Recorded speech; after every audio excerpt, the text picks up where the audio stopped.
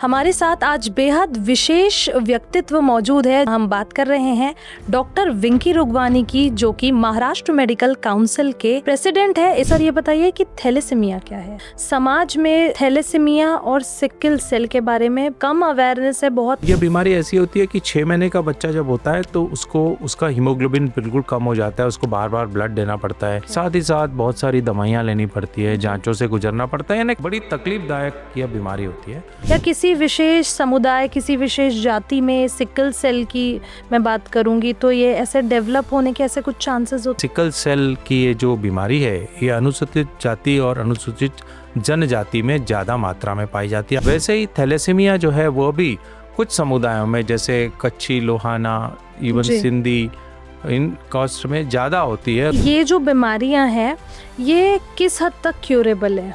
ये अनुवंशिक बीमारियां हैं। इनका जो परमानेंट इलाज है ये है, उसको हम बोन मैरो ट्रांसप्लांटेशन कहते हैं। सर, बोन मैरो ट्रांसप्लांटेशन एक बेहद महंगा कंसेप्ट है जितना मैं जानती हूँ। फाइनेंशियली वीक वर्ग है, वो इस बीमारी को कैसे ट्रीट करते हैं? पोलियो हमारे देश में बहुत ज्यादा था तो एक विशेष मुहिम चली, 2 बूंद। हमारे सेलिब्रिटीज भी आ गए उसमें, 2 बूंद पिलाओ जिंदगी के, 2 बूंद जिंदगी के। आज पोलियो को हम निकाल पाए। ऐसी सेम मुहिम जो है वो हमारे आज इस आवश्यकता है थैलेसीमिया और सिकल सेल के लिए।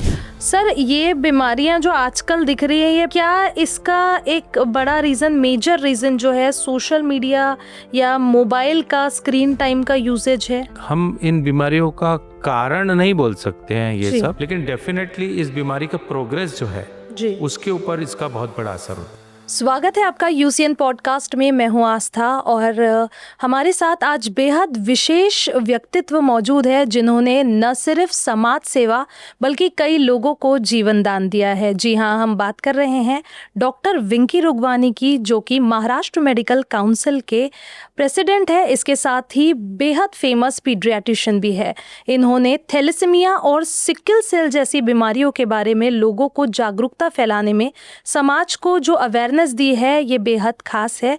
Welcome to UCN podcast sir. आइए आपसे जानेंगे कि किस तरह आपने इन विषयों को, जो समाज में बहुत कम लोग अवेयर है जिन चीज़ों से, इनको फैलाया है। Welcome sir. Thank you Aastha ji, thanks a lot. Sir, सबसे पहले तो हम ये बात करेंगे कि महाराष्ट्र मेडिकल काउंसिल जो है उसमें आपकी भूमिका एज अ प्रेसिडेंट क्या रही है? देखिए, महाराष्ट्र मेडिकल काउंसिल एक मेडिकल रेगुलेटरी बॉडी है, यानी हमारे देश की सबसे बड़ी काउंसिल है। जी हाँ। इसमें 2 लाख डॉक्टर्स आते हैं जो कि MBBS और पोस्ट ग्रेजुएशन करते हैं।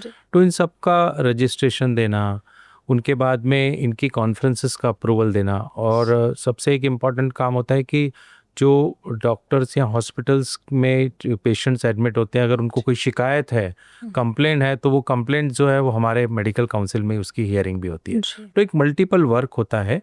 तो वो सारे काम जो है वो अभी मुझे एज अ प्रशासक महाराष्ट्र मेडिकल काउंसिल देखना पड़ता है। तो सर, कितनी जो कंप्लेंट्स आती है उस पे कैसे वर्क किया जाता है? तो कंप्लेंट देखिए कैसा है कि पहले तो कंप्लेंट्स उतनी ज़्यादा नहीं आती थी, पर जैसे जैसे समय बीतता गया है, अवेयरनेस लोगों में आई है, तो कंप्लेंट्स अभी ज़्यादा हैं निश्चित रूप से।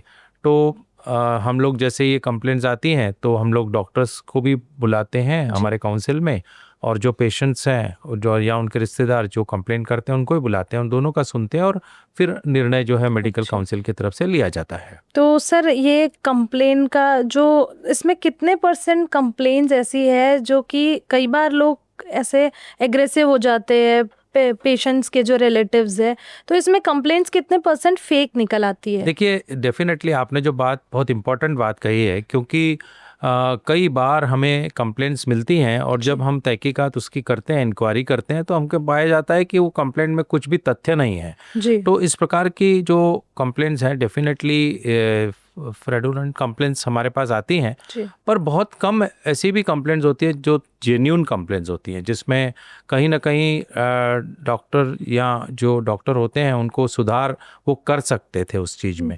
तो इस प्रकार से हम लोग, अगर फ्रॉडुलेंट कंप्लेंट्स होती हैं, जेन्युइन कंप्लेंट्स नहीं होती है, तो निश्चित रूप से हम उस कंप्लेंट्स को पर संज्ञान नहीं लेते हैं, पर अगर कंप्लेंट में कुछ तथ्य हो तो हम निश्चित रूप से उस पर भी कुछ ना कुछ एक्शन लेते हैं। आप एक ऐसी बीमारी के लिए लड़ रहे हैं, शायद लड़ रहे हैं मैं कहूँगी, क्योंकि समाज में थैलेसीमिया और सिकल सेल के बारे में कम अवेयरनेस है। बहुत कम लोग इस आई थिंक इस नाम को तो बहुत कम लोग जानते भी होंगे। कई समाज का एक ऐसा वर्ग भी है जो इन बीमारियों का नाम भी नहीं जानता होगा। तो सर ये बताइए कि थैलेसीमिया क्या है? तो देखिए, अनफॉर्चुनेटली इस बीमारियों के बारे में लोगों को मालूम नहीं है, जी बट थैलेसीमिया यह एक बहुत ही गंभीर और अनुवंशिक बीमारी है जो माता पिता से बच्चे में आती है जी और जीन्स की वजह से। ओके और यह बीमारी ऐसी होती है कि 6 महीने का बच्चा जब होता है तो उसको उसका हीमोग्लोबिन बिल्कुल कम हो जाता है, उसको बार बार ब्लड देना पड़ता है। जी फिर तो महीने में एक बार ब्लड देना पड़ता है, फिर बाद में जैसे जैसे उम्र बढ़ती है तो 15 दिन में ब्लड लगता है। ओके साथ ही साथ बहुत सारी दवाइयाँ लेनी पड़ती है, जी जांचों से गुजरना पड़ता है, यानी बड़ी तकलीफदायक यह बीमारी होती है।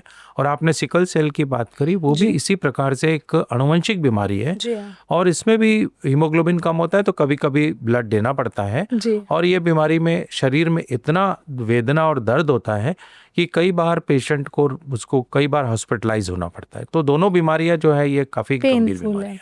तो सर ये किस एज में बेबीज में स्पेशली इसके सिम्टम्स डेवलप होते हैं? तो थैलेसीमिया जो है वो थैलेसीमिया मेजर जिसको हम कहते जी हैं, यह 6 महीने में मालूम पड़ जाता है कि लगभग 6 महीने में, 6 महीने से 1 वर्ष के बीच में, कि ये बच्चे को थैलेसीमिया मेजर बीमारी है। जी लेकिन सिकल सेल का कैसा है कि वो 6 महीने भी मालूम पड़ सकता है या बाद में कई वर्षों के बाद में भी मालूम पड़ता है। ओके तो ये वेरिएबिलिटी है, पर आमतौर पर यूजुअली 10-12 साल 15 साल तक के ये मालूम पड़ जाता है कि उसको सिकल सेल एसएस पैटर्न जिसे हम कहते हैं, सिकल सेल डिजीज या बीमारी। आपका एक कोट लाइन है कि don't match horoscope but blood test. तो इस पे क्या कहेंगे आप कि ये क्या कंसेप्ट है? देखिए, ये मैंने आपको जैसे बताया कि ये जो थैलेसीमिया मेजर का बच्चा पैदा जी होता है जिसको ब्लड लगता है जिंदगी जी हाँ भर, या सिकल सेल डिजीज का पेशेंट जिसको जिंदगी भर तकलीफ होती है, ये इसीलिए होता है क्योंकि इनके जो माता पिता होते हैं जी उनको थैलेसीमिया माइनर होता है ओके या सिकल सेल ट्रेट होता है। अब ये थैलेसीमिया माइनर और सिकल सेल ट्रेट कोई बीमारी नहीं है। ये ऐसा व्यक्ति होता है, लड़का या लड़की, जिनको कोई बीमारी नहीं, लेकिन उनकी रक्त जांच करने के बाद ही मालूम पड़ेगा कि उनको सिकल सेल ट्रेट है या थैलेसीमिया माइनर है। अगर एक व्यक्ति को, एक लड़का है, उसको अगर थैलेसीमिया माइनर है और अगर उसकी शादी एक ऐसी लड़की से होती है उसको भी थैलेसीमिया माइनर है, तो उनकी होने वाली जो संतान है, बच्चा है, उसको थैलेसीमिया मेजर होगा जिसको हमेशा ब्लड लगेगा। और वैसे ही सिकल सेल है। सिकल सेल ट्रेट एक नॉर्मल व्यक्ति होता है लेकिन ब्लड टेस्ट से मालूम पड़ेगा उसको सिकल सेल ट्रेट है, और अगर वो लड़की से शादी करेगा उसको भी सिकल सेल ट्रेट है तो बच्चे को सिकल सेल डिजीज हो जाएगा। तो ये 100% प्रिवेंटेबल डिजीज है। ओके जैसे कि आपने कहा, जी आपने हॉरोस्कोप की बात करी, मैं यस तो ये कहूँगा कि हॉरोस्कोप न मिला हो ऐसा हम नहीं कह सकते, जी हमको अधिकार नहीं है ये जी कहने जी का। आपको हॉरोस्कोप मिलाना है तो ज़रूर मिलाइए, लेकिन साथ ही साथ आप यह ब्लड टेस्ट जो है थैलेसीमिया की और सिकल सेल की ज़रूर मिलाइए, ताकि आपके परिवार में ऐसा बच्चा पैदा ना हो जिसको ज़िंदगी भर ये तकलीफ सहन करनी पड़े। यस एक कंसेप्ट है लव मैरिज। लव मैरिज में तो लोग हॉरोस्कोप भी मैच नहीं करते हैं, तो ब्लड टेस्ट मैच करना और फिर ये सारी चीज़ों पे आगे कोप कर पाना किस हद तक ये पॉसिबल है? बिल्कुल, मुझे कई लोग ये सवाल पूछते हैं कि आप कहते हो कि लड़का और लड़की दोनों शादी से पहले जांच करवाएं, और अगर दोनों का मैच नहीं होता है तो वो शादी ना करें, फिर जी लव मैरिज में क्या होगा? वही डेफिनेटली बहुत ही अच्छा सवाल है। तो देखिए, ऐसा है कि हम लोग इसके लिए भी हमारे पास में मेडिकल साइंस ने एक रास्ता खोजा है। जी वो ऐसा है कि जो अगर दोनों थैलेसीमिया माइनर हों तो अगर उनकी समझो शादी करनी पड़ जा रही है मजबूरी से, तो हमारे पास एक ये रास्ता है कि जब प्रेग्नेंट होती है वो लड़की लेडी, तो 12 weeks of pregnancy after 3 months एक टेस्ट होती है जो कि CVS टेस्ट बोलते हैं उसको। ओके वो टेस्ट यानी वो जो टिश्यू होता है, जो फीटस होता है, बच्चे का कुछ पार्ट निकाल कर, it is very safe procedure. Yes वो करके एक जांच करते हैं और देखते हैं कि जो होने वाला बच्चा है उसको वो मेजर बीमारी तो नहीं है, उसको पैदा होने के बाद ब्लड तो नहीं लगेगा, ये हम पहले से ही जान सकते हैं। और अगर ऐसा है तो हम उन पेरेंट्स को बोलते हैं, देखो भाई, आपके घर में जो अभी जो बच्चा आपकी होने वाला है उसको जी ये मेजर बीमारी होने वाली है, हम उनको ऑप्शन देते हैं मेडिकल टर्मिनेशन ऑफ प्रेगनेंसी यानी अबॉर्शन का, जो कि लीगली अलाउड है, एमटीबी। तो हम उनको कहते हैं कि आप करवा लेंगे तो अच्छा है, पर we can not force them, but we give them option. तो ये ऑप्शन उनके पास में है। तो आप जो बात कर रही थी ना कि लव मैरिज की, तो जो लव मैरिज करने वाले जो हैं कपल्स, उनके लिए भी हमारे पास में एक ये रास्ता है। जी सर, एक मेरा सवाल है कि लव मैरिज तो ये ठीक है, लव मैरिज में आपके पास ऑप्शंस है, लेकिन अरेंज मैरिज में कपल्स को पता नहीं होता मेजर है माइनर है, थैलेसीमिया का उनका किस तरह से है। तो इस कंसेप्ट में ये रोका कैसे जा सकता है? ज़रूरी हर बार है कि अगर पेशेंट थैलेसीमिया मेजर है और दोनों थैलेसीमिया माइनर या मेजर है, तो इस तरीके के बच्चे ज़रूरी है कि वो होंगे ही इस तरीके की बीमारी? मैं आपको बता दूं कि इसके एक 25% चांसेस हैं, जब दोनों माइनर रहे जी, तो 25% चांसेस हैं कि बच्चे को मेजर बीमारी होगी, मतलब तकलीफ वाला बच्चा पैदा होगा जिसको ब्लड लगेगा। देयर आर 50% चांसेस कि बच्चा जो होगा वो माइनर होगा। तो माइनर होना कोई बीमारी नहीं है, माइनर जो है वो, और 25% चांस होता है कि बच्चा बिल्कुल नॉर्मल होगा। तो हमारे पास फिर भी चांस है कि बच्चा जो है वो नॉर्मल भी हो सकता है, माइनर भी हो सकता है और मेजर भी हो सकता है। तो ऐसा 100% ज़रूरी नहीं है कि बच्चे को मेजर बीमारी होगी। सर, थैलेसीमिया मेजर और थैलेसीमिया माइनर, ये दोनों में क्या अंतर है? तो देखिए, मेजर मतलब वो बच्चा जिसको बार बार ब्लड लगता है, जिसको महंगी दवाइयाँ लेनी पड़ती है, जिनको कई जांचों से गुजरना पड़ता है, और उसको हम थैलेसीमिया मेजर कहते हैं। और माइनर मतलब उसके माता पिता, यानी वो बच्चे के जो माता पिता हैं उनको कोई बीमारी नहीं है, वो बिल्कुल नॉर्मल है, लेकिन उनकी ब्लड टेस्ट के बाद मालूम पड़ता है कि उनको थैलेसीमिया माइनर है। सर, जो थैलेसीमिया अवेयरनेस सोसाइटी है, ये क्या कर रही है, क्या रोल प्ले हो रहा है इन पेशेंट्स के लिए? देखिए, थैलेसीमिया के लिए और सिकल सेल के लिए विशेषकर बहुत सारी ऑर्गेनाइजेशंस है हमारे देश में जो कार्य कर रही हैं, और उनमें से एक हमारी thalassaemia and sickle cell society of India है, जो पिछले 20 वर्षों से इस फील्ड में कार्यरत है। और बेसिकली हमारा जो है एक मैनेजमेंट सेंटर है और एक प्रिवेंशन का काम करते हैं। अब ये जो मैनेजमेंट सेंटर चलता है, इसमें तकरीबन 1000 पेशेंट्स हैं, जिसमें तकरीबन 500 थैलेसीमिया मेजर के बच्चे हैं और करीब 500 सिकल सेल डिजीज़ के पेशेंट हैं। इनको हम निःशुल्क ट्रीटमेंट देते हैं, इनको हम ब्लड ट्रांसफ्यूजन्स देते हैं, वो भी निःशुल्क होते हैं, उनकी जांचें करवाते हैं, उनको दवाइयाँ उपलब्ध करते हैं। इसके अलावा जो सरकारी सुविधाएं इन पेशेंट्स को मिल सकती है, उनके बारे में उनको गाइड करते हैं। जिन पेशेंट्स को बोन मैरो ट्रांसप्लांटेशन की आवश्यकता होती है, उनको हम डेफिनेटली कहाँ पर यह बोन मैरो ट्रांसप्लांटेशन होगा और इनको कैसे एक प्रकार से फाइनेंशियल हेल्प मिल सकती है, उसके बारे में भी हम उनको मार्गदर्शन करते हैं। तो इस प्रकार का काम कई वर्षों से हमारा चलता है। इसके अलावा हम प्रिवेंशन का जो काम है वो स्कूल और कॉलेजेस में और इसके अलावा कम्युनिटी में जाकर करते हैं। सर, गवर्नमेंट का क्या इसमें रोल है? इस बीमारी की अवेयरनेस के लिए गवर्नमेंट क्या कर रही है, और आप एज अ डॉक्टर बताएंगे आपके हिसाब से कि आगे और क्या इसमें अवेयरनेस या चेंजेस लाने की ज़रूरत है? कि पहले तो ब्लड भी निःशुल्क नहीं मिलता था, अभी ब्लड मिलता है गवर्नमेंट की तरफ से, और इसके अलावा भी कुछ और सुविधाएं हैं, जैसे बोन मैरो ट्रांसप्लांटेशन के लिए एक CSR एक्टिविटी शुरू हुई है कोल इंडिया की, जिसमें BMT के लिए पैसे मिलते हैं पेशेंट्स को। इसके अलावा कुछ कंसेशंस हैं, जैसे बस और ट्रेन ट्रैवलिंग में इन पेशेंट्स को कंसेशन मिलती है। एक बहुत इम्पॉर्टेंट जो काम हुआ है गवर्नमेंट की तरफ से, वो हुआ है इन बच्चों को भी एक डिसेबिलिटी सर्टिफिकेट मिलता है। यानी ये थैलेसीमिया मेजर और सिकल सेल डिजीज़ के जो पेशेंट्स होते हैं, उनको डिसेबिलिटी जो बिल है उसमें शामिल होने की वजह से अब उनको एक प्रकार से यह एक लाभ, पर ये जो लाभ है, यह लाभ उनको एजुकेशन में मिलता है। मतलब किसी को एडमिशन के लिए अगर रिजर्वेशन चाहिए तो वो इसमें थैलेसीमिया मेजर और सिकल सेल का बच्चा उसमें अप्लाई कर सकता है, लेकिन एम्प्लॉयमेंट में, मतलब नौकरी में आज भी उनको रिजर्वेशन नहीं है। तो अभी गवर्नमेंट ने और क्या क्या करना चाहिए, जी। तो गवर्नमेंट के से हमारी एक डिमांड्स जो हैं उसमें एक विशेष डिमांड ये है कि इन बच्चों को इवन एजुकेशन में रिजर्वेशन मिलना चाहिए, इसके लिए एक चीज़ होनी चाहिए। दूसरा, हम ये कहते हैं कि सरकार को कि आप थैलेसीमिया और सिकल सेल का डिजीज़ का जो टेस्ट है इसको आप शादी से पहले मैंडेटरी कर दीजिए। यस। यानी क्या होता है कि यहाँ मैरिज सर्टिफिकेट देने के पहले ही सबका ये देखिए कि उसने थैलेसीमिया सिकल सेल का टेस्ट कराया कि नहीं, तभी हम इस बीमारी पर पूर्ण रूप से अंकुश लगा सकेंगे। तो ये एक बहुत इम्पॉर्टेंट चीज़ है जिसकी आज ज़रूरत है। और दूसरा, दवाइयाँ जो हैं उनकी उपलब्धता आज की तारीख में है, लेकिन फिर भी एक गांवों तक, मतलब रूरल एरियाज़ में, प्राइमरी हेल्थ सेंटर्स में भी यह दवाइयाँ जो थैलेसीमिया और सिकल सेल की हैं उनकी उपलब्धता होनी चाहिए। इसकी भी जांच ये भी करना ज़रूरी है।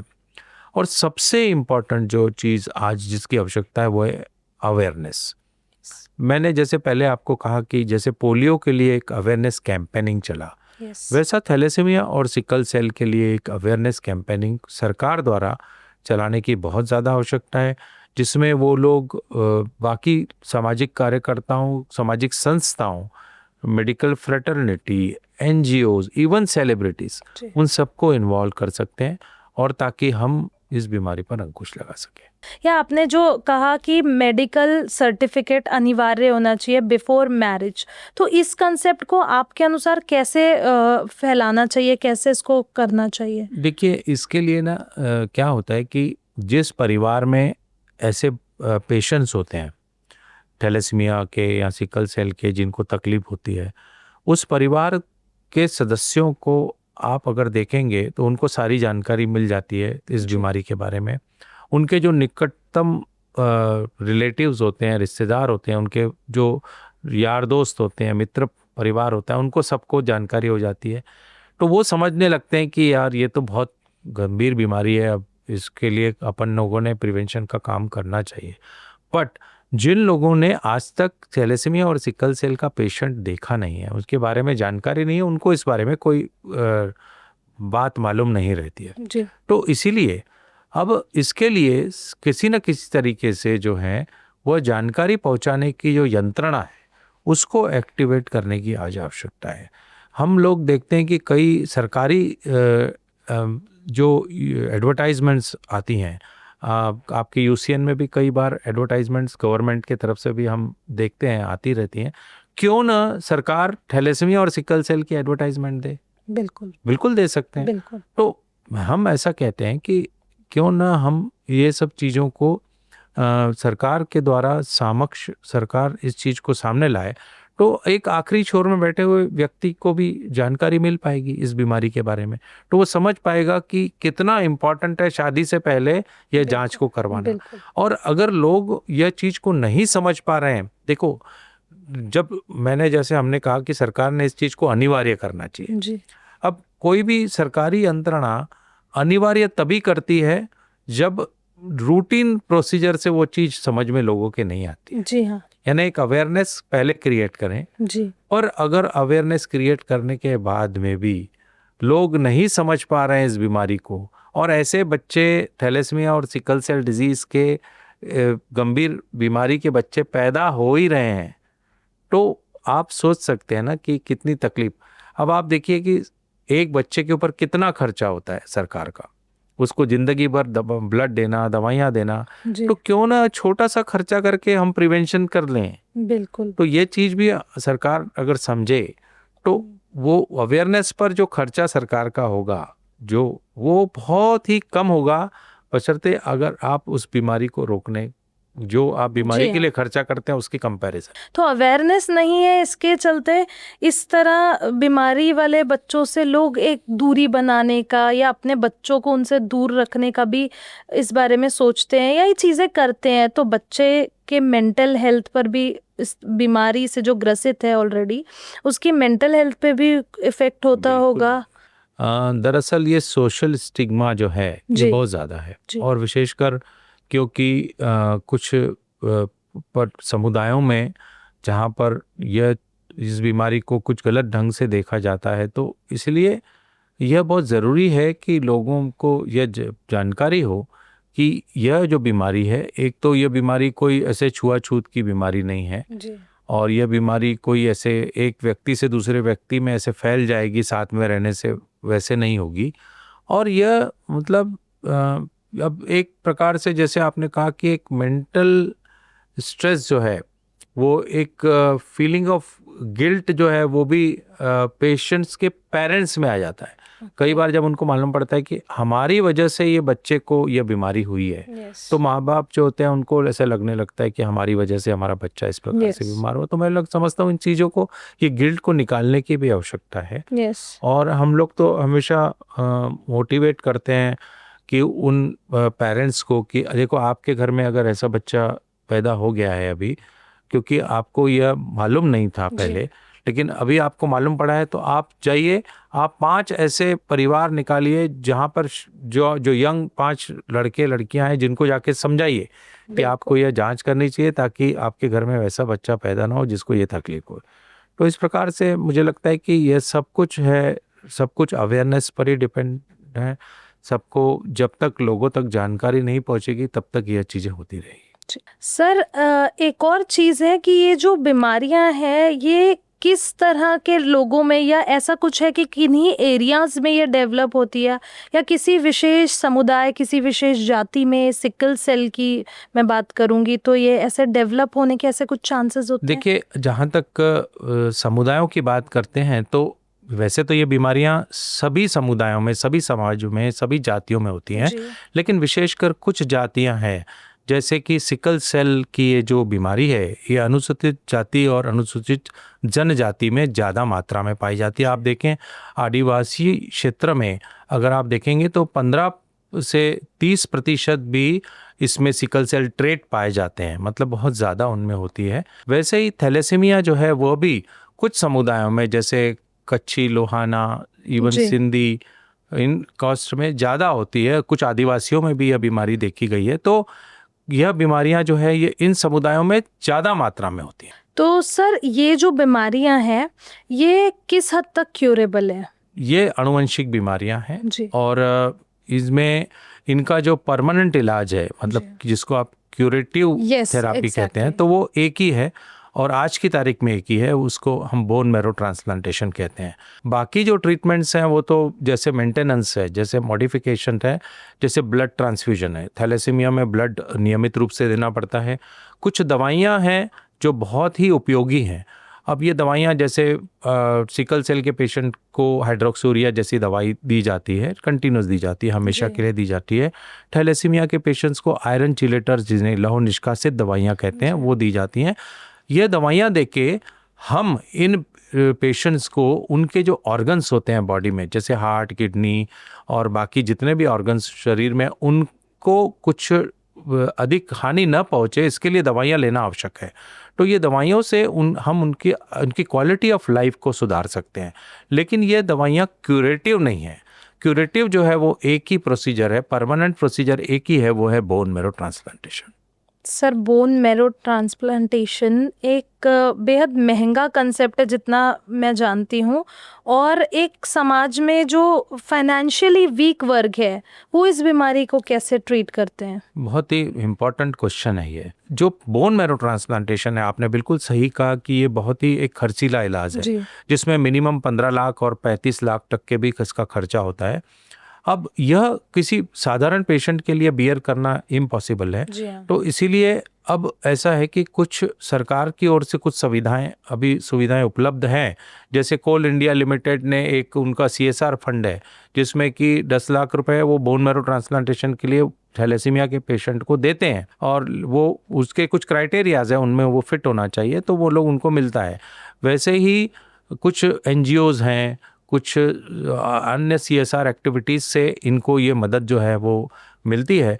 इसमें बोन मैरो जो है कई पेशेंट्स का अभी पॉसिबल इसलिए हो पाया है, लेकिन कुछ पेशेंट्स ऐसे अनफॉर्चुनेट होते हैं जिनका बोन मैरो के करने के पहले HLA मैचिंग कराना पड़ता है, तो उनका मैचिंग नहीं हो पाता है। तो ऐसे जो पेशेंट्स होते हैं जिनका मैचिंग, जब तक मैच नहीं हुआ, वो डोनर का और रिसिपिएंट दोनों का मैच होना चाहिए, HLA मैच, वो नहीं हुआ तो बोन मैरो ट्रांसप्लांटेशन हम नहीं करा सकते हैं। तो ऐसे पेशेंट्स का बोन मैरो पॉसिबल नहीं है, तो उनको हमेशा दवाइयों पर ही रहना पड़ता है। सर इसका जो स्टार्टिंग जब ये बीमारी डिटेक्ट होती है और स्टार्टिंग में जैसे कि आप कह रहे थे 6 महीने में ये जी, जी, डिटेक्ट जी। हो जाती है, तो इसकी जो रेगुलर ट्रीटमेंट है जो बार बार ब्लड चेंज करने वाली प्रोसेस है, तो ये गवर्नमेंट हॉस्पिटल्स में फैसिलिटी है या फिर प्राइवेट में ही इसका ट्रीटमेंट है? नहीं, देखिए ऐसा है कि आज से अगर आप 15 साल पहले की बात देखेंगे, 15 तो तब तो ऐसा था कि ब्लड जो है वो भी पेशेंट्स को फ्री नहीं मिला करता था। जी तो ऐसी स्थिति में तो ऐसा है कि फ्री भी नहीं मिलता था और डोनर्स भी नहीं मिलते थे। तो इन पेशेंट्स की आप हालत समझ सकते हैं बिल्कुल। कि जिनके घर में ऐसा बच्चा पैदा हो जिसको हर 15 दिन में ब्लड लग रहा हो Yes. और जाके उसको पैसा खर्चा करके ब्लड लेना पड़ता हो और डोनर भी नहीं मिलता था। तो डोनर्स एक एक व्यक्ति के पास जाकर बोलना पड़ता था कि आप मेरे बच्चे को आप ब्लड दीजिए। आप सोच सकते हैं उनकी क्या स्थिति होती होगी।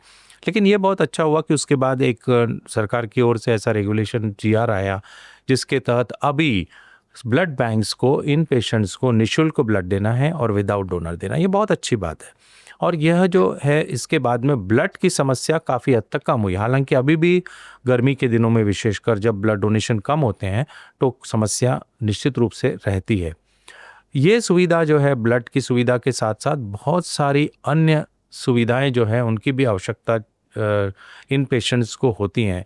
केवल ब्लड तक सीमित नहीं है क्योंकि इनको बहुत सारी जांचों से गुजरना पड़ता है, बहुत सारे मेडिसिन्स लेनी पड़ती है। सरकारी यंत्रणा में क्योंकि यह फैसिलिटीज़ अवेलेबल हैं लेकिन थोड़ा सा पेशेंट को जिस दिन 4 घंटे 5 से 6 घंटे लगते हैं ब्लड देने में, 4 से 6 घंटे, लेकिन वहाँ पर जाने के बाद उनको कभी कभी 1 दिन 2 दिन भी लग जाते हैं। तो इसीलिए कुछ NGOs हैं जो सामने आई हैं जो अपना इस प्रकार के कार्य को उन्होंने लिया है, तो इनको उनसे इन पेशेंट्स को काफ़ी मदद मिल रही है। जी सर, इसमें जो पेरेंट है खासकर उनकी एक अहम भूमिका है इस टाइप के बच्चों के साथ उनको डील करना, बच्चों के टैंट्रम्स को झेलना, तो उनकी लाइफ किस तरह से इफेक्ट होती है इसमें? बहुत ज़्यादा। यानी हम लोगों ने हमारे कुछ हमने स्टडीज़ की हुई हैं इस पर और हमने देखा है कि ये जो पेरेंट्स होते हैं वो काफ़ी स्ट्रेस से गुजरते हैं। इसका रीज़न ये है कि उनके दिमाग में हर 15 दिन में बच्चे को ब्लड देना है। तो उसकी व्यवस्था के साथ साथ उनको दवाइयाँ देना है, उसकी व्यवस्था, और बच्चा जो है वो स्कूल उसकी एब्सेंटीज भी बढ़ जाती है क्योंकि सिर्फ ब्लड देने के लिए वो 2 दिन जो हैं वो तो नहीं, पर उसके अलावा भी कुछ कॉम्प्लिकेशंस इस बीमारी में जो होते हैं उनकी वजह से भी ओवरऑल स्कूलिस्टिक परफॉर्मेंस जो है बच्चों का कम हो जाता है। तो कुल मिलाकर के समस्याएं बहुत हैं। खर्चीला फाइनेंशियल अगर आप देखेंगे तो यह एक ऐसी बीमारी है जिसमें साल भर में एक बच्चे के ऊपर बहुत ज़्यादा एक्सपेंसेस करने पड़ते हैं, जिसमें दवाइयों से अलावा, मेडिसिन्स के अलावा इन्वेस्टिगेशंस और बाकी सब चीज़ें लगती हैं। तो एक फैमिली के ऊपर एक प्रेशर जिसमें हम सोच सकते हैं कि ऐसे परिवार में जहाँ पर ऐसे बच्चे पैदा होंगे या रहेंगे तो अनफॉर्चुनेटली उनकी हम मानसिक स्थिति को समझ सकते हैं, उनकी आर्थिक स्थिति क्या होगी इसको समझ सकते हैं। बिल्कुल सर, इस तरह जो बच्चे हैं इन्हें कुछ विशेष डाइट और स्पोर्ट्स या इन चीज़ों से कुछ ऐसा विशेष करना पड़ता है या कुछ अलग करना पड़ता है बाकी बच्चों से? देखिए कैसा है कि जब थैलेसीमिया की हम अगर बात करें तो थैलेसीमिया में क्या होता है कि बच्चा जब ब्लड देते हैं तो हीमोग्लोबिन बेटर हो जाता है जी। तो उनको बच्चे काफ़ी एक्टिव रहते हैं पर जैसे जैसे हीमोग्लोबिन फिर डाउन होना शुरू हो जाता है तो उनकी एक्टिविटी कम हो जाती है। तो बहुत ज़्यादा जो ऐसी नॉर्मल उनको जो गेम्स होती हैं, स्पोर्ट्स होते हैं, उनमें डेफिनेटली पार्टिसिपेट करना चाहिए, लेकिन बहुत एक्सर्शनल एक्टिविटीज़ में, और विशेषकर दूसरा सिकल सेल के पेशेंट्स भी, उनमें भी बहुत ज़्यादा ओवर एक्सर्शनल एक्टिविटीज़ में वो पार्टिसिपेट करने के लिए उनको मनाही होती है। लेकिन नॉर्मल गेम्स जो हैं वो निश्चित रूप से खेल सकते हैं। सिकल सेल में विशेषकर बहुत ज़्यादा ठंड या बहुत ज़्यादा गर्मी उनको ना लगनी चाहिए, नहीं तो एक वासो ओक्लूसिव क्राइसिस बोलते हैं जिसमें बॉडी पेन्स शुरू हो जाते हैं। तो वो भी हम थोड़ा सा उन्हें कहते हैं कि आपको ये सब चीज़ें अवॉइड करना चाहिए। ठीक है, एक नॉर्मल ज़िंदगी ऐसे बच्चे और पेशेंट्स जो हैं वो जी सकते हैं, बट जिस एक्स्ट्रा ऑर्डिनरी जिसे हम कहते हैं वो अगर करने के लिए थोड़ा सा उनको तकलीफ ज़रूर होती है। सर, आप समाज में एक इस तरह की चीज़ों के लिए अवेयरनेस लगातार कर रहे हैं, अवेयरनेस का काम, लेकिन गांव में जो इस चीज़ों का लैक ऑफ अवेयरनेस है, तो इनके लिए क्या चीज़ें की जा रही हैं? बिल्कुल। देखिए कैसा है कि अभी कुछ दो वर्ष पहले ही एक सिकल सेल मिशन जो है हमारे प्रधानमंत्री जी ने देश भर में शुरू किया है। अब इसका मकसद ही ये है कि कैसे तो भी हम किसी तरीके से इन बीमारियों के बारे में अवेयरनेस विलेजेस तक पहुंचाएं। जी। वो इसीलिए क्योंकि एक शहर में जो बैठा हुआ पेशेंट है, जो पेरेंट है, उसको पता है, लेकिन गांव में तो कई ऐसे होते हैं कि हमने तो कई बार देखा था ऐसे पेशेंट्स हमारे पास में शहरों में ले आते हैं गांव से, जब लास्ट स्टेज होती है उनको वो पेशेंट का डायग्नोज ही नहीं होता है। जी। कई वर्षों से वो पेशेंट जो है वहाँ पे बैठे हुए हैं, कोई अन्य कारणों से उनको ऐसे समझ में आ जाता है कि ये इसका खून कम है बस, और क्यों खून कम है, उसकी जांच हुई क्या, उसको ये बीमारी है क्या, इस प्रकार के डायग्नोसिस नहीं होते थे। लेकिन अभी क्योंकि इस बीमारी के बारे में सरकारी यंत्रणा और बाकी जो चीज सामाजिक कार्यकर्ता लोग हैं, मेडिकल फ्रेटर्निटी है, एनजीओज हैं, वो सब थोड़े थोड़े से अभी मोटिवेट हुए हैं। जैसे आपने देखा होगा पोलियो के लिए, जो जी। पोलियो हमारे देश में बहुत ज़्यादा था, जी। तो एक विशेष मुहिम चली, दो हाँ। बूंद दो बूंद दो बूंद दो बूंद, हमारे सेलिब्रिटीज भी आ गए उसमें, बिल्कुल। 2 बूंद पिलाओ जिंदगी के, 2 बूंद जिंदगी के, आज पोलियो को हम निकाल पाए। जी। तो ऐसी सेम मुहिम जो है वो हमारे आज इस आवश्यकता है थैलेसीमिया और सिकल सेल के लिए आने की। और इस मुहिम में ऑफ कोर्स मैं तो कई बार प्रयत्न करता हूँ सेलिब्रिटीज से, जब जब मिलने का कहीं मौका मिल जाता है तो मैं उनको ये बात जरूर बोल देता हूँ कि आप 2 लाइन जो है ये थैलेसीमिया और सिकल सेल के बारे में, ऑफ कोर्स लोग उनकी सुनते हैं ना। तो इसीलिए हम चाहते हैं कि कैसे न कैसे हम लोगों तक पहुंच पाएं इस जरिए से, कि लोगों में इस बीमारी के बारे में अवेयरनेस हो, और खास करके क्योंकि ये 100% प्रिवेंटेबल डिजीज है, हम इसको रोक सकते हैं। बिल्कुल। तो जब रोकने वाली चीज है तो हम उसको रोकने का पूरा प्रयत्न करें। बिल्कुल। आजकल बच्चे जो है पहले वाले बच्चों से काफ़ी अलग है। आजकल बच्चे हाइपर एक्टिव है, बच्चों में एक अलग तरीके की डिजीजेस देखी जा रही है जिसको हम बोलते हैं ऑटिज्म और ADHD। तो सर ये कंसेप्ट कई लोग नहीं जानते हैं, कई फैमिलीज में इन बच्चों के बारे में, बीमारी के बारे में ही नहीं जानते हैं कि ऐसा भी कुछ हो सकता है। वो अपने बच्चों से अलग तरीके से डील करते हैं। देखिए ये बीमारी निश्चित रूप से, ये बीमारियां काफ़ी हैं। जैसे कुछ फिगर्स हैं जो स्टडीज़ हैं कि ऑटिज्म जो है ऑलमोस्ट 1 in 100 लगभग होता है, और ADHD तो 10 in 100 लगभग होता है, उससे ज़्यादा भी है। तो बेसिकली यह जो बीमारियां हैं, लोगों को की जो कंप्लेंट्स होती है डॉक्टर से कि हमारा बच्चा एक विशेष नॉर्मल बच्चे की तरह बिहेव नहीं करता है, बट तो इसलिए लोग डॉक्टर तक कहीं पहुंचते भी नहीं है, वो लोग इसको एक नॉर्मल चीज़ समझ के रखते हैं। लेकिन मुझे लगता है कि आज के जैसे कि हम अगर फिगर्स देखें तो डेफिनेटली उनको एक मेडिकल जो है हेल्प लेनी चाहिए, डॉक्टर्स के पास जाना चाहिए, और इस बीमारी को बहुत अच्छे से मैनेज किया जा सकता है। सबसे बड़ी बात यह है, जो कि अगर हम कुछ सलाह डॉक्टर्स की माने तो उसको हम डेफिनेटली कम कर सकते हैं। यह जो बीमारियां होती है, स्पेशल बीमारियां जो हैं, इनके लिए इस प्रकार के जो विशेषज्ञ हैं उनका ज़्यादा नंबर्स होना बहुत ज़रूरी है। और हमारे अभी आप देख रहे होंगे कि कई पीडियाट्रिशियंस हमारे यहाँ हैं जो कि डेवलपमेंटल पीडियाट्रिशियंस जिनको हम कहते हैं, तो उनकी भी संख्या में पहले से डेफिनेटली वृद्धि हुई है। पर मुझे लगता है कुछ न्यूरो डेवलपमेंटल पीडियाट्रिशियंस हो गए, न्यूरोलॉजिस्ट हो गए और साइकोलॉजिस्ट, इन सब ने मिलकर इस चीज़ को लेना है, और विशेषकर सरकार को भी इसको एक विशेष मुहिम करके आगे चलाना चाहिए ताकि इस बीमारी के बारे में अवेयरनेस हर जगह तक पहुँचे। सर ये बीमारियां जो आजकल दिख रही है, ये क्या इसका एक बड़ा रीज़न, मेजर रीज़न जो है सोशल मीडिया या मोबाइल का स्क्रीन टाइम का यूसेज है? हम इन बीमारियों का कारण नहीं बोल सकते हैं ये सब, लेकिन डेफिनेटली इस बीमारी का प्रोग्रेस जो है उसके ऊपर इसका बहुत बड़ा असर होता है। यानी जो स्क्रीन टाइम है या मोबाइल यूसेज है वो बहुत ज़्यादा हमारे बच्चों में आजकल हो गया है, और उसको अवॉइड करना बहुत ज़रूरी है। और विशेषकर कई लोग तो हम देखते हैं कि रात को सोने तक के ही वो उनके हाथ में स्क्रीन और मोबाइल होता है। तो ये एक प्रकार से एक रीज़न प्रोग्रेस रोकने का हम एक बहुत अच्छा जरिया है कि हम लोग बच्चों को ये समझाएं कि स्क्रीन जो है टाइम वो उनका कम करें। सर आजकल एक कंसेप्ट है छोटा सा, न्यू मदर्स या मदर्स में कहेंगे, स्क्रीन टाइम, बच्चों का स्क्रीन टाइम। मदर्स का एक रहता है कि मेरे बच्चे का स्क्रीन टाइम 1 आवर है, 2 आवर है या 3 आवर है। तो ये क्या सही में कोई कंसेप्ट है या ये? देखिए ये एक वेरिएबिलिटी है, मतलब हम अपने बच्चों को यही समझाएं कि as less as possible, but ठीक है 1 घंटा दिन भर में, अब जी। उसको कहीं ऐसे डिफाइन नहीं किया गया है कि इतने घंटे ही बच्चे ने स्क्रीन टाइम रहना चाहिए, बट ये है कि कम से कम रहना चाहिए। और ये जो नॉर्मल रूटीन है 4 से 6 घंटा रोज बच्चे जो स्क्रीन टाइम उनका यस, जा रहा है, यस।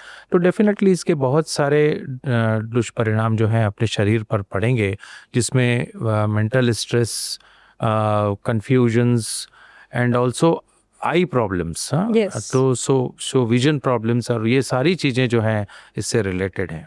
सर एक और नया कंसेप्ट है जेनजीज।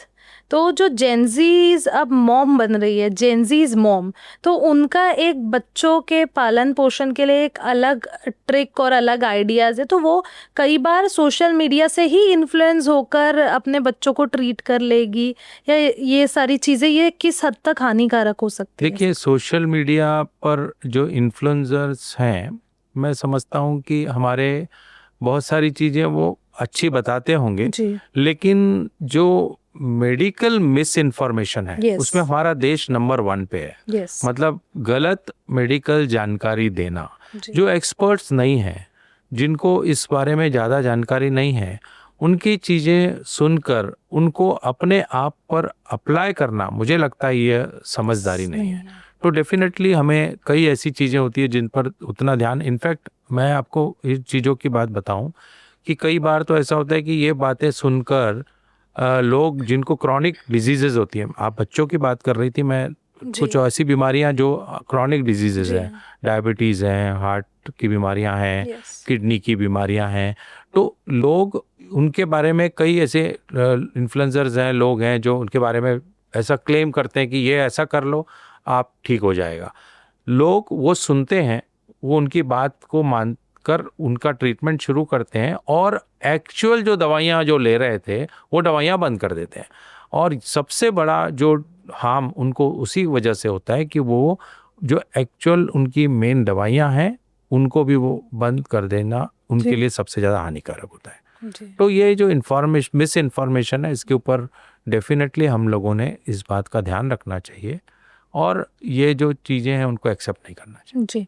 आइडियल पेरेंटिंग या ऐसा कुछ सही में कंसेप्ट है या एक सिर्फ बनाई हुई ये ट्रेंड के हिसाब से चल रही हुई चीज़ें हैं? आइडियल पेरेंटिंग क्या होता है? बेसिकली हम अपने आप को एज एन एग्जाम्पल अपने बच्चों के सामने रखें, मैं तो समझता हूँ यही एक आइडियल पेरेंटिंग है। अब जैसे हम बच्चों को बोलते हैं आप फ़ोन पे मत रहो, फ़ोन मत उठाओ, इसको वहाँ से मत उठाओ, आप ये मत देखो, वो मत करो, लेकिन आप खुद करते हो क्या? जी। That is the most important thing ना, आप कितनी देर फ़ोन आपके हाथ में रखते हो। तो जी। ये जो चीज़ें होती हैं इनको हमको विशेष रूप से ध्यान रखना चाहिए। हमारे यहाँ का जो टेम्परेचर है, महाराष्ट्र का, विदर्भ का, नागपुर का स्पेशली 44-45 जाता है। तो बच्चे ऐसा है कि स्पोर्ट्स और अदर क्लासेस इन सब में एक्टिव है, स्विमिंग है, ये सारी चीज़ें, और दोपहर के समय निकलना, तो ये कैसे इफ़ेक्ट करता है बच्चों पर समर्स? बिल्कुल, बहुत। देखिए अभी आपने 2 दिन पहले ही आपने सुना होगा कलेक्टर, यहाँ नागपुर के जी, कलेक्टर ने अचानक। डिक्लेयर किया यस। कि कल स्कूल की छुट्टियां हैं, जी। क्योंकि यहाँ टेम्परेचर बहुत ज़्यादा ऐसा फोरकास्ट था। तो बिल्कुल सही है, समर्स जो होते हैं उनमें एक हमारे विशेषकर इस क्षेत्र में इतनी ज़्यादा हीट होती है, और अगर हमारे बच्चे नॉर्मली द हाई फीवर 103-104 हो यस। जाए, जाए, कंफ्यूजिंग स्टेट टाइप का कुछ लगे, या ऐसा लगे कि डिहाइड्रेशन हो रहा है, तो ये बहुत ही कॉमन सिनेरियो गर्मी के दिनों में होता है। जी। तो हमें बार बार पानी पीना वो बहुत इम्पॉर्टेंट है, क्योंकि डिहाइड्रेशन जो है वो अवॉइड करना चाहिए। और जहाँ तक हो सके हम समर्स में बाहर ना निकलें तो ज़्यादा बेटर है। अगर हम जाते भी हैं तो अच्छे से आप अपने आप को क्लोज रखें, क्लोथिंग्स जो है हमारी बहुत ही सिंपल और कॉटन टाइप की क्लोथिंग्स होनी चाहिए। तो ये सब अगर प्रिकॉशंस लेंगे तो हम इस जो भीषण गर्मी जिसे हम कहते जी। हैं उससे डेफिनेटली बच सकते हैं। तो सर बच्चों में हाइड्रेशन के लिए क्या करें ऐसा कि वो पूरा टाइम हाइड्रेट रहें, क्योंकि पानी वो पीते नहीं है, खुद बच्चों के अंदर ऐसी इतनी अवेयरनेस तो नहीं कहेंगे। ना पानी ही जो है ना वही एक रूटीन आंसर है इसका यस। कि उनको पानी ज़्यादा पीना चाहिए। जो नॉर्मली ORS और बाकी चीज़ें होती हैं या कोल्ड ड्रिंक्स और ये सब जो हम कहते हैं, एक्चुअली इनकी आवश्यकता नहीं होती। ORS तब उसकी ज़रूरत होती है जब डिहाइड्रेशन होता है। तो हम उसको प्रिवेंट करने के लिए, उसको ट्रीट करने के लिए हम ORS जो ओरल रिहाइड्रेट सॉल्यूशन होता है वो हम लोग यूज़ करते हैं। ये जो कोल्ड ड्रिंक्स और बाकी सब चीज़ें होती हैं ये तो उल्टा हार्म करती हैं शरीर को। तो ये तो कॉन्सेंट्रेटेड ड्रिंक्स हैं, एक्चुअली वो तो लेना भी नहीं चाहिए। तो इसीलिए पानी जो है वही एक आंसर है। सर डिहाइड्रेशन को कैसे पहचाना जाए? हम लोग कई बार देखते हैं कि एक तो डिहाइड्रेशन फीवर जिसे कहते हैं, या फीवर जी। आ रहा है, उसके बाद में हमारी शरीर जो है वो शुष्क हो गया है या कंफ्यूजिंग स्टेट आ गई है। इस प्रकार की अगर हमें फीलिंग आती है और विशेषकर गर्मी के दिनों में ऐसा प्रतीत होता है, दिखता है, तो डेफिनेटली हम इसको डिहाइड्रेशन समझें और फिर हमें ORS जैसी चीज़ें जो है वो लेनी चाहिए, पानी ज़्यादा पीना चाहिए। तो न्यूबॉर्न बेबी समर्स में जो ब्रेस्ट फीडिंग पे ही होते हैं बच्चे, तो ये भी डिहाइड्रेट होते हैं समर्स से? नहीं, देखिए न्यूबॉर्न बेबीज़ का बहुत सिंपल है। मतलब वहाँ पर आपको mother's milk, breast feeding, exclusive breast feeding, because breast feeding contains everything. So if you feed the baby properly, feed babies, the baby will never have a dehydration. अगर आप proper उसको ब्रेस्ट फीडिंग देते हैं तो there is no need to give an extra water and all. Sir आप सालों से इस क्षेत्र में हैं और कई सालों से आप काम कर रहे हैं बच्चों के लिए, समाज के लिए। तो सर ये बताइए कि ऐसी कोई स्टोरी जो आपके क्लोज टू हार्ट और बहुत आपको, जिस स्टोरी ने पर्सनल लेवल तक आपको इमोशनल कर दिया हो? मैं 2010 की एक बात आपको बताता हूँ कि हमारे नागपुर शहर का एक फेमस न्यूज़पेपर है, उसके एक एडिटर ने मुझे फ़ोन किया और कहा कि आप थोड़ा सा आ सकते हैं, हमारे कुछ लोग हैं और एक हमारे सामने एक बच्चा बैठा हुआ है। तो मैंने कहा ठीक है। मैं फॉर्चुनेटली आजू बाजू में ही था, मैं जाके मिलने गया तो मालूम पड़ा कि वो बच्चा जो है वो थैलेसीमिया मेजर उस बच्चे को बीमारी थी और he was just 10 years old at that time. और उसके बाद में वो बच्चे की हालत बड़ी ख़राब थी, उसको प्रॉपर मतलब ब्लड जैसे कि लगता है तो ब्लड भी नहीं मिल रहा था, दवाइयाँ तो बिल्कुल ही नहीं मिल रही थी। क्योंकि मैं थैलेसीमिया इस बीमारी पे कार्य करता था तो मुझे वहाँ पे उन्होंने कहा कि उन्होंने सबने मिलकर रिक्वेस्ट किया कि आप इस बच्चे का कुछ कर सकते हैं। तो मैंने कहा ठीक है, हम इस बच्चे को देख लेंगे। उसके बाद सबसे बड़ी बात आपको मैं बताऊँ कि वो बच्चा अकेला बच्चा था, उसको ना मदर थी ना फादर, दोनों की डेथ हो चुकी थी। और वो बच्चा किसी गांव का था, वो यहाँ पर शहर में आया हुआ था। हमने उस बच्चे को एज गुड एज अडॉप्ट कर लिया और उसके बाद में हम उसको उसका treatment including blood transfusion, including बहुत अच्छे से मेडिसिन देना, दवाइयाँ के साथ साथ उसकी सारी एकदम उसकी क्वालिटी ऑफ लाइफ को सुधारने की पूरी कोशिश की और धीरे धीरे उसको पढ़ाया भी।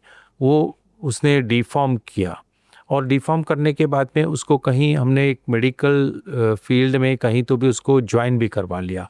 वो बच्चा धीरे धीरे मतलब ये टोटल जब वो 22-23 वर्ष का हो गया, यानी 12-13 साल का हमारे साथ रहने के बाद, तो हालांकि क्योंकि पहले 10 वर्ष उसकी यह बीमारी जो थी उसका इलाज प्रॉपर ना होने की वजह से उसके अंगों में जो शरीर के जो ऑर्गन्स होते हैं ना, जैसे हार्ट होता है, लिवर, किडनी, वहाँ कुछ ना कुछ उसके इफेक्ट्स नॉन फंक्शनल हो जाते हैं। तो वो उसका असर जो हुआ, फिर बाद में हम लोग एक बार उसको कुछ कॉम्प्लिकेशंस हुए, हमने बहुत उसको बचाने की कोशिश भी की पर वो बच्चे को हम नहीं बचा पाए। वो मेरे लिए बहुत ही इमोशनल क्षण था। द रीज़न ये था कि उस बच्चे को हमने इतना, उसके साथ हमारा अटैचमेंट हो गया था और इतना होशियार था कि हम जो कैंप्स लिया करते थे, मतलब हम लोग जो प्रिवेंशन थैलेसीमिया और सिकल सेल के कैंप्स लिया करते थे, तो he was a volunteer in that also. और वो खुद ही इस प्रकार की अवेयरनेस करता था और वो वो ऐसा था कि वो खुद जब जाके अपना ब्लड खुद लेके आता था, खुद वो फिर चढ़ाता था हमारे घर में, मतलब even he was just like our family member type का उसका एक एटीट्यूड हो गया था हमारे घर में। वो बहुत ही सबसे बहुत अच्छा परिचित हो गया था। तो ऐसे मोमेंट्स जो होते हैं लाइफ में अगर कभी आते हैं तो निश्चित रूप से एक बहुत गंभीर चोट समान हमें लगती है जब ऐसा कोई जिसको जो हमारे साथ इतने वर्ष रहा हो उसका बिछड़ जाना। डेफिनेटली तो this incidence I think I always remember. Sir अब है हमारे शो का सबसे इंटरेस्टिंग सेगमेंट, तो ये एक छोटा सा रैपिड फायर राउंड है। इसमें क्विक आंसरिंग के साथ आप मुझे जवाब देंगे। तो आप बताइए सर कि हॉरोस्कोप या ब्लड टेस्ट क्या चुनेंगे? ऑफ कोर्स मैं हॉरोस्कोप के लिए मना नहीं करूंगा, लेकिन ब्लड टेस्ट इज मैंडेटरी।